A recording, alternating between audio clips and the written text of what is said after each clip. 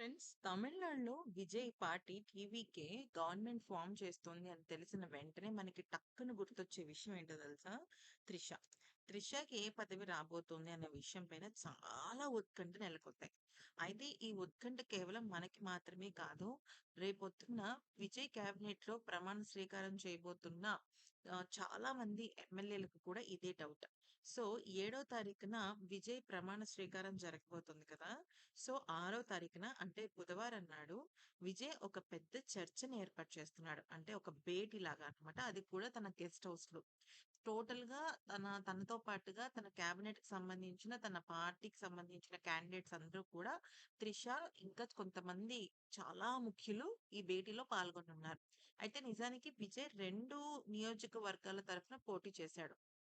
రెండిట్లో గెలిస్తే ఒకదానికి రాజీనామా చేయాల్సుంటుంది. సో, ఆ పొజిషన్‌లో మరి త్రిషని తీసుకుంటారా? తీసుకునే అవకాశం ఉంటుందా అంటే లెక్క ప్రకారం అయితే ఉండదు. కానీ మరి ఇప్పుడు భేటీ ఎందుకు చేయబోతున్నాడు విజయ్ అంటే దీని వెనకాల ఒక పెద్ద విషయం ఉంది. ప్రస్తుతానికి త్రిషకి మరి పార్టీలో ఏదన్నా పార్టీ చీఫ్‌గా గాని, ప్రెసిడెంట్‌గా కానీ ఏదైనా అవకాశం ఇచ్చి ఆ తర్వాత 2 ½ ఇయర్స్ టెన్యూర్ తర్వాత మేబీ ఏదైనా ఎమ్మెల్సీ గానో, వేరే ఇంకేదైనా ఆప్షన్ ఉంటే అప్పుడు తనని డిప్యూటీ సీఎం గాని కానీ, లేకపోతే వేరే ఇంకేదైనా పెద్ద పోస్ట్ ఇవ్వడానికి నిర్ణయించుకున్నాడట. దానికి సంబంధించి భేటీని ఏర్పాటు చేస్తున్నాడనమాట.